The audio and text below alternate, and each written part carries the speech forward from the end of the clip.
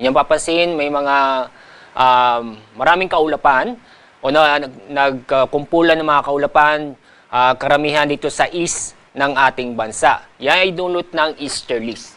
Ang easterlies ay naapektuhan ang malaking bahagi ng ating bansa. Kaya sa mga susunod ng araw, ay easterlies pa rin ang makakapekto sa malaking bahagi ng ating bansa. Wala po tayong namomonitor na LPA o bagyo sa loob at sa labas ng ating Philippine Area of Responsibility.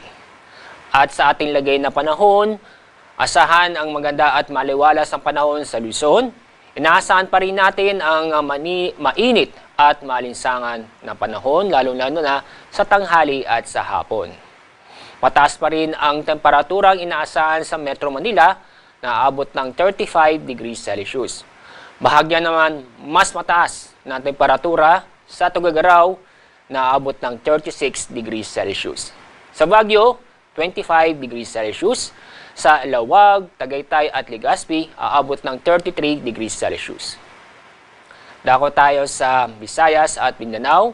Bahagyang mabuwas-buwasan ang init na panahon sa Eastern Samar, ganun din sa Sorsogon, Dinagat Island, Southern Leyte at Surigao del Norte. Dahil sa inaasahan po natin ang maulap na kalamitan at may kasamang kalat-kalat ng pagulan at thunderstorm.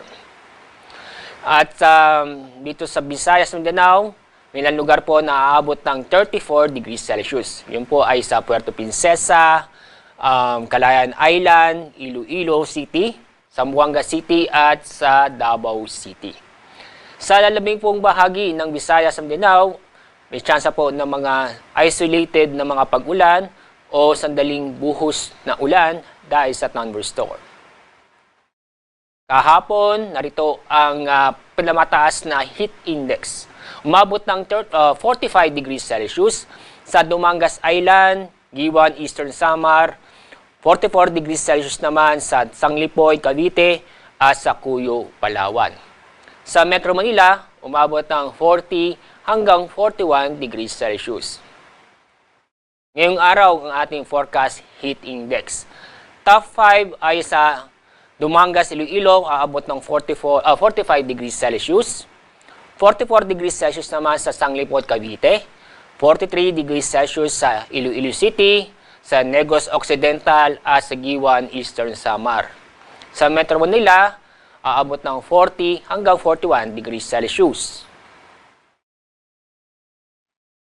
Wala tayong gale warning, ibig sabihin wala pa tayong inaasang matataas ng alon.